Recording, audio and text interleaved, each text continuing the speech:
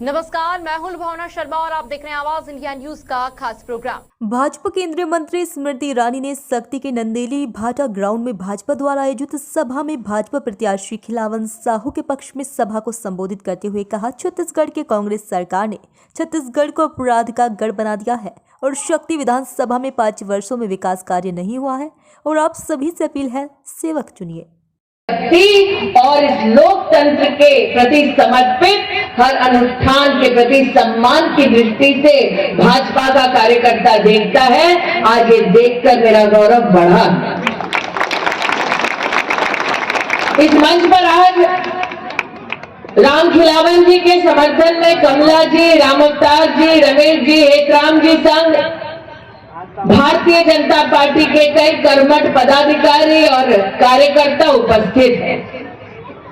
और आज जब खिलावन जी आपकी मैं वाणी को सुन रही थी तो मुझे लगा कि आपसे बड़ी विनम्रता से कहूं कि भले ही भूपेश बघेल और कांग्रेस पार्टी शासन और प्रशासन के माध्यम से भारतीय जनता पार्टी के कार्यकर्ता को प्रताड़ित करने का दुस्साहस करती हो, लेकिन जब तक जनता जनार्दन खड़ी है तब तक कोई भी माई का लाल उनका बाल बांका नहीं कर पाएगा।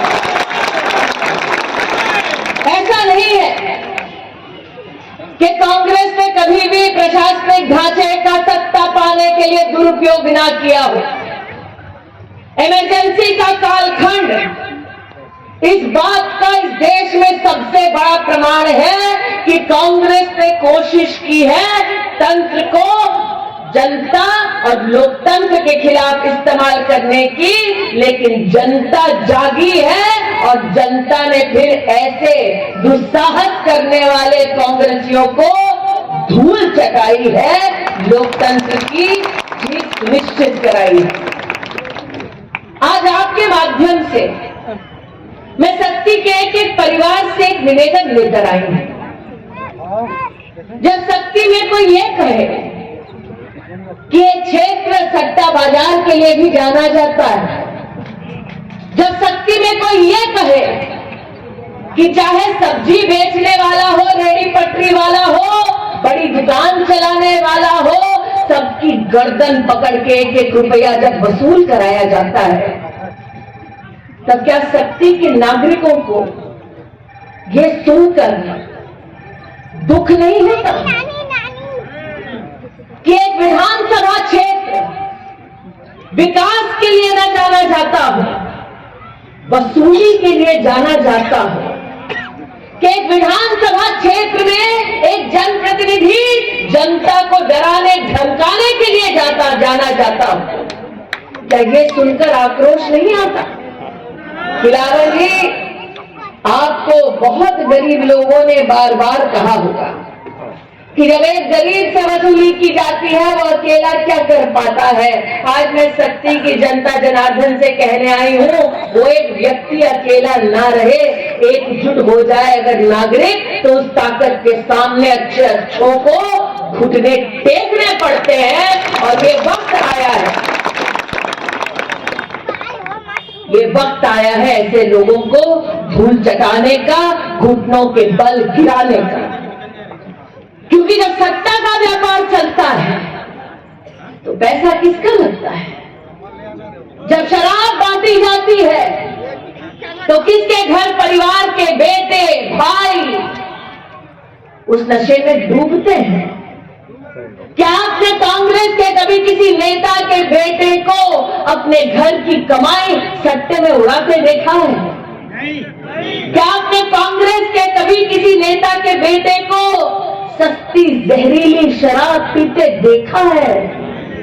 वो ये व्यापार इसलिए करते हैं ताकि मेहनतकश परिवारों में बच्चे इस पूरी बुरी आदत में लिप्त रहे, घर के घर बर्बाद होते रहे और कांग्रेस के नेताओं के सामने हाथ फैलाकर मदद की वो गरीब गुहार करते रहे। आज मैं आपसे पूछती हूँ, मौत आई थी कोरोना के रूप में, जब कोरोना की गंभीर बीमारी आई थी तब इस कांग्रेस पार्टी के नेताओं ने सत्ता में रहकर क्या किया? आप खिलावन जी बात करते हैं, स्कूल नहीं खोल पाए, ये लोग सड़क नहीं बना पाए। दिल पर हाथ रखकर कहो, अगर सत्ता कांग्रेस के पास होती, केंद्र में अगर मोदी ना होता, तो कोरोना के वक्त क्या हर गरीब को मुफ्त का राशन मिलता? सच बताओ, मिलता? जब नरेंद्र मोदी ने कहा कि हिंदुस्तान में एक भी गरीब भूखे पेट रात को नहीं सोएगा, तब कांग्रेस के नेताओं ने क्या किया? भारतीय जनता पार्टी के कार्यकर्ता घर घर गांव गांव गए, सैनिटाइजर दिया, मास्क दिया, डॉक्टर की अगर जरूरत थी तो किसी से फोन कराया, दवाइयां दिलवाई। अरे मौत मंडराती है जब अच्छे अच्छे भाग जाते हैं। भाजपाई ने आपका साथ नहीं छोड़ा, भाजपाई आपके संग रहा। तब नरेंद्र मोदी ने कहा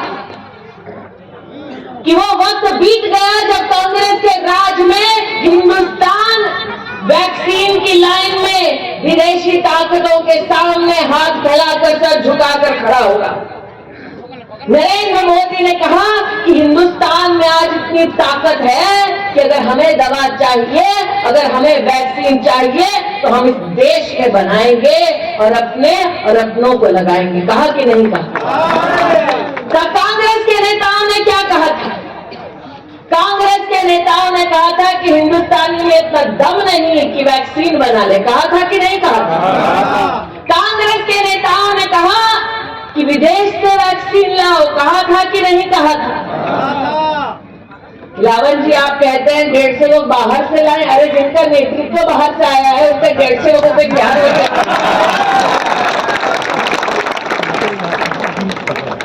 नरेंद्र मोदी ने कहा विदेशी हमको वैक्सीन नहीं देंगे, हम हिंदुस्तान में बनाएंगे। वैक्सीन बना, 200 करोड़ डोज वैक्सीन पहुंचा। मिला कि नहीं मिला बताओ? मिला ना? अब दिल पर हाथ रखकर कहो, अगर रिमोट